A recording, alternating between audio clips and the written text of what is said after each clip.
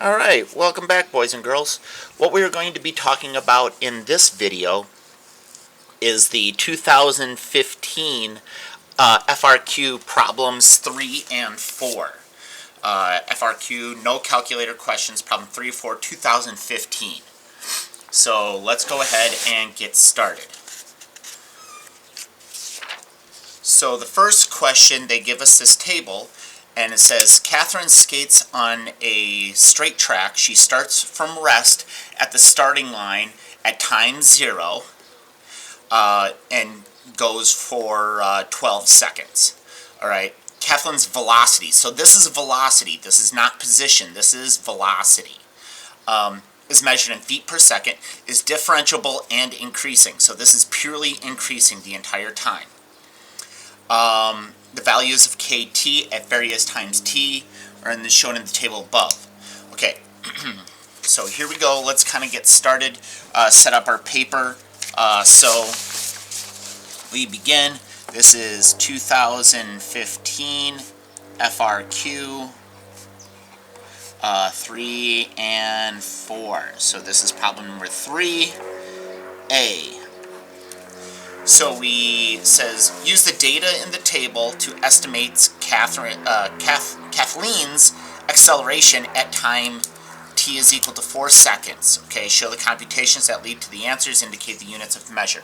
All right, so what we know is kt is velocity. All right, so because this is differentiable, k prime of t, the derivative, is the acceleration. Again, because it's differentiable. So because it's differentiable, that is the acceleration. Now, how do I take a derivative when I'm only given points on a graph? Well, again, because this is differentiable,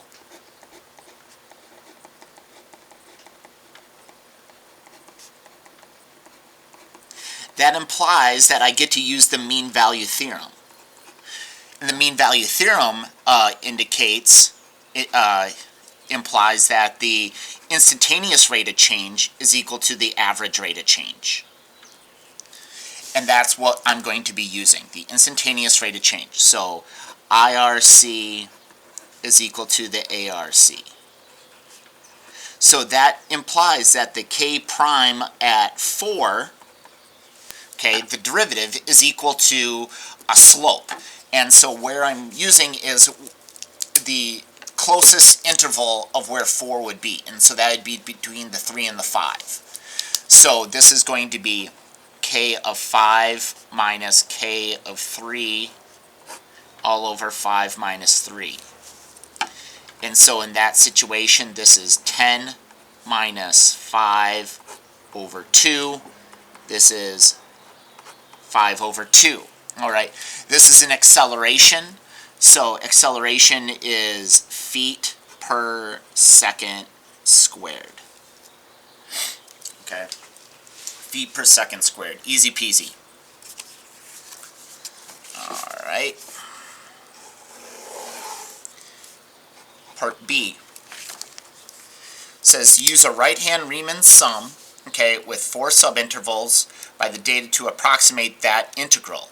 All right, so again, k of t is a velocity. So because this is a velocity, an integral of a velocity, this is the net change of position. And because we know that it's purely increasing, the velocity is purely increasing, this is going to be the total distance.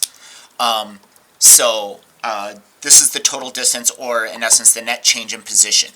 Okay, indicate the units of measure is the approximation, an over or an underestimate of the value. Explain your reasoning. Okay, so let's kind of set up what we know. So we know that the delta SK, this is the net change of position. And how you get a net change of something is you take an integral of its rate.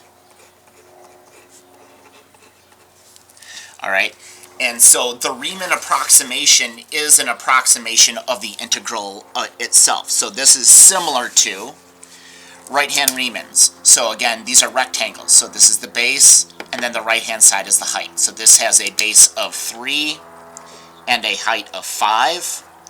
This has a base of 2 and a height of 10. We have a base of 3 and a height of 20, and a base of 4 and a height of 24. All right. And so this is 15, 20, 60, 80, 96. So I see that I'm going to get a 10. So this is 150, 170, 180, 190, 1. All right, this is a change in position, so this is going to be measured in feet. All right, so that's the integral. Now, is this an overestimate or an underestimate? Okay, so because they told us that this is increasing, and so this is the KT. So an idea is KT is increasing, and what we did is we took a right-hand approximation of something that is increasing. So if I take these rectangles on the right-hand side, we can see that the area of these rectangles are over what the actual integral would be. So this is indicating that this is an overestimate. Why? Well, because this is a right-hand Riemann on an increasing function.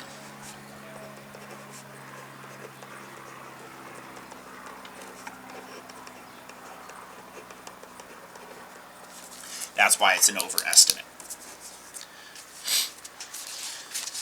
All right, question C.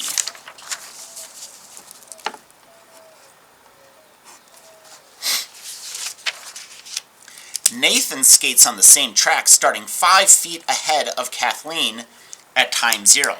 Nathan's velocity in feet per second, so again this is a velocity, is given by blah blah blah. Right, but do not evaluate an expression involving an integral that gives Nathan's distance from the starting line. Okay, so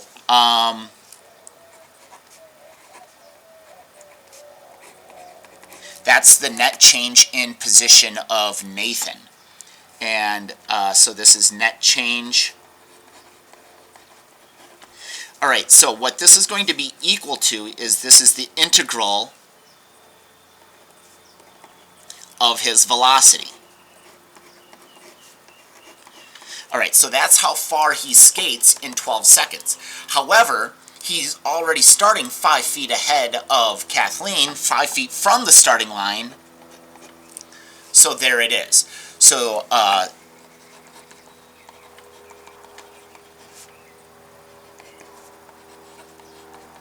okay, so that's the net change starting at 5 feet. So he has the 5 feet and then how far he goes. So I'm not sure if that is completely kosher or if you actually need to spell out, this is 150 divided by t plus 3 minus 50 e to the negative t, all of this dt. Don't forget these dt's and things like that. It's really actually pretty important. So that will give Nathan's position from the starting line at 12 seconds. So he'll go that distance starting at 5 feet. Last but not least, question D.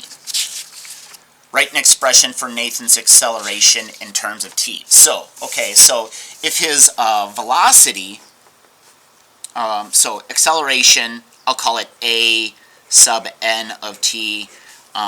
This is the acceleration of Nathan, acceleration. So what that is going to be equal to is the n prime of t, the derivative of his velocity.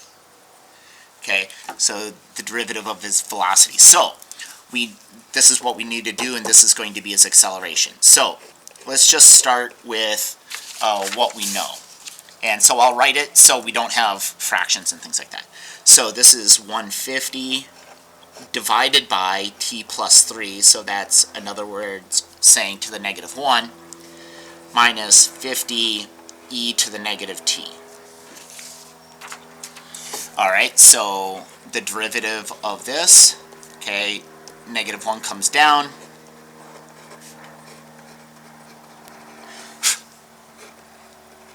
Okay, chain rule, but a chain rule is a multiplication of 1, so it's no big deal. Okay, e to the negative t is still e to the negative t. However, chain rule produces a negative 1, so this minus is going to turn into a plus. And that should be a value of his acceleration. If you want to, you can put that down at the denominator if you would like. But that is the acceleration of Nathan. Okay, so that is question 3. Moving forward to question 4.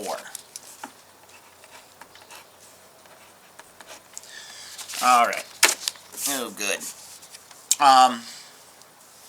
Consider this to be a derivative, so notice how it has x's and y's. Okay, on the x's provide a slope field for the given equation. Alright, so we have these 12 indicated points. Alright, so what I'm going to kind of do is, I know that dy dx is equal to x, y minus 1 divided by 4. So I'm just going to do it old school style. I'm just going to find these points and discover what these slopes are. So where we have points, I'll start at this one. We have points at negative 1, 3, negative 1, 2, negative 1, 1, and negative 1, 0. Okay, that's that first column of dots here. And so this is going to be negative 1 of 3 minus 1 all over 4. 2, negative 2 divided by 4, negative 1 half. Negative 1, 2 minus 1 over 4. This is 1, negative 1 fourth. Negative 1, 1 minus 1 over 4. This is 0, so 0. Negative 1, 0 minus 1 over 4. Negative negative is a positive, so 1 fourth. So that's the first column. The second column is at 0. So 0, 3, 0, 2, 0, 1, 0, 0. And I believe these are all going to be 0 because, for instance, this is 0, 3 minus 1. 0, 2 minus 1. 0, 1 minus 1. 0, 0 minus 1. You notice how all of these have the numerator being multiplied by 0. Easy peasy lemon squeezy. And then last but not least is this third column right here. And so that's going to be at 1, 3, 1, 2, 1, 1, and 1, 0. And I think these are just going to be opposites of this. So this would be x, y minus 1, x, y minus 1, x, y minus 1, x, y minus 1, and so again 2 fourths, 1 half, negative 1, excuse me, as you were, 1 fourth, 0, negative 1 fourth. Alright, so quick and dirty sketch.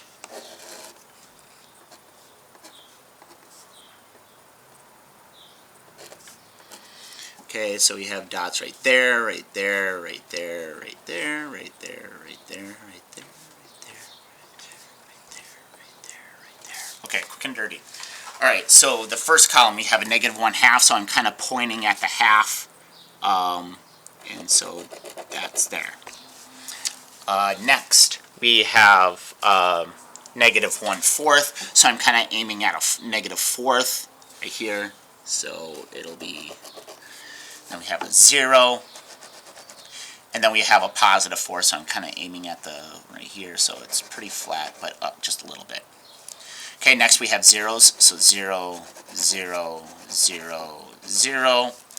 Okay, then we have a positive 1/2, so again, aiming at the middle.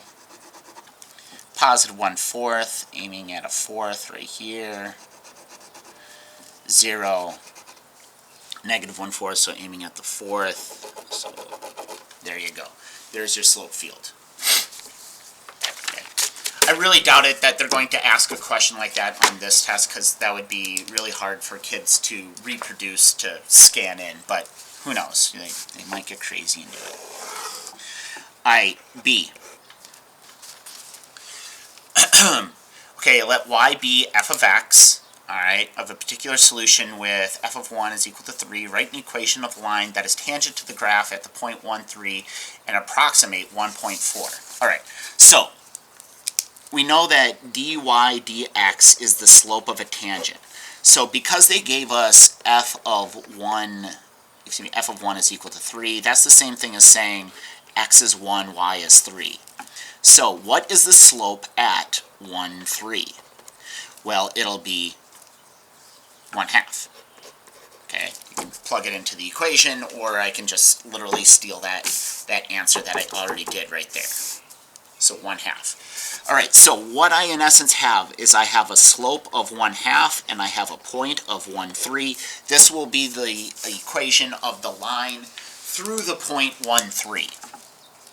So y minus y1, x minus x1.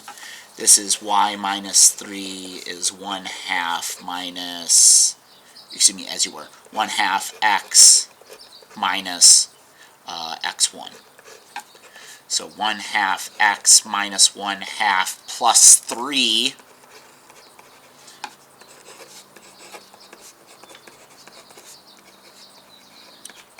Okay, so that is the equation of the line tangent. Now, what we're going to do is we're going to use that equation of that tangent line to approximate 1/4. So f of 1.4 is just, you make your x 1.4. So 1/2 x plus 5 over 2. I'm going to call that 2.5. Alright, 2.5. Alright, so this is half of that is 0.7.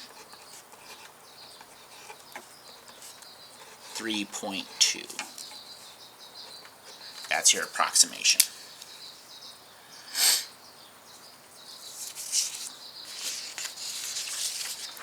Alright, and it looks last but not least is the C. And so find the actual particular solution. So find the actual true blue equation of that, again, with that point 1, 3. Alright, so separation of variable time. So what I need is the actual equation. So I see that dy dx is equal to x, y minus 1 divided by 4. Okay? And, okay, here we go. So what we need to do is we need to get all x's over here and all y's over here. So what I'm going to do is I'm going to take this y minus 1, I'm going to divide it over here. So y minus 1 divided. Okay, that dy stays. I'm going to multiply this side by dx. So that is 1/4 x, that's currently what it is with the y minus 1, and then multiply by dx. Alright, so what I've accomplished is all y's are on this side, all x's are on this side. So with that accomplished, what you can do is you can integrate. This is called the separation of variables. Now I can true blue integrate. This is, okay, chain rule is fine. This is just going to be ln y minus 1 x squared 1/8, and then everybody's favorite plus c. Alright, Now, they gave us this point, f of 1 is equal to 3. Okay, we're going to plug that in, and we're going to solve for c. So ln of y, which is 3 minus 1, is equal to 1/8 1 squared 1 plus c. So minus 1/8, c is equal to the ln of 2 minus 1/8. Okay? Plug that into c, back into this. So that leaves the ln y minus 1 is equal to 1/8 x squared plus c.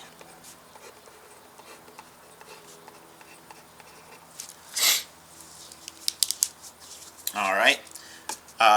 Solve for y, so we have to e everything. So y minus 1, e to the 1/8 x squared plus ln of 2 minus 1/8, and then add 1. So how I also think that they're going to spruce this up is, this is the same thing as saying like a multiplication. E to the 1/8 x squared times e to the ln of 2 times e to the negative 1/8, or divide by e to the negative 1/8. So if you multiply, that middle piece is going to be a multiplication of just the number 2. So this is 2e, and then I also notice that it has a common denominator. So x squared minus 1 of an eighth. You can rewrite it like this, or if you just don't feel comfortable doing any of that, I would just leave that. And then the plus 1 from the that coming over. All right, so that is this. Don't forget to cam scan this information in, and you should be good. Actually, let me show that real quick. I'll show you my cam scan. How easy it is. All right, so I fire up my phone. I go to my cam scanner app. I don't know if you can see video of this very well. So I'm starting my cam scanner app. I don't want any free trials. Okay, so what I'm going to do is I'm going to click the camera button down here with that. Okay, so now I line up my photo of this, leaving good fringe. So again, make sure the batch option is selected. So here we go. So take a picture, go to my second page, take a picture, go to my third page, take a picture, go to my last page, take a picture. All right, and so everything should be good. I'm going to hit down here, and I'm going to just kind of scroll through my pictures to make sure they're okay. Oh man, for some reason they're upside down. Okay, this one's upside down, so I'm going to rotate it so it's right side up. This one as well. That one's upside down. I think they're just showing everything upside down. Okay, so I turned them all right side up. Everything looks good. Everything's in order. So I go ahead and hit this check mark. All right, I give it a file name, so I'll call this Astgen. I'll put my name in it, so if it goes to somebody, they know who it's coming from. Astgen, and I'll give it another name. I think this is 2015, 3 and 4. I don't know if they accept the and. I'll go 3.4. So I gave it a file name that has my name in there, etc., etc. Okay, so check. Okay, that's good to go. All right, we are squared away. It's exactly what I want, so I'm going to share.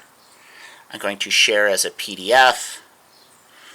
That is the file that I wanted, so I go ahead and share. And I am going to send it use it to my email. I'm going to send it to my email. So yeah, so it brings up my personal Gmail email, so I'm not going to put that on here. But So what I'm going to do is I'm going to email it to my school address, and then what I can do is I can either put it onto my computer, or I can send it to the AP College Board, or I can just email it to whomever you want, all your friends and family if you really want. All right, so I would go to my my Gmail and I would email it to that. Also, you have to have your phone synced with an email address to make that happen. Anyways, that's how I'd use my CAM scanner. Okay, hopefully this was helpful, and let me know if you have any questions.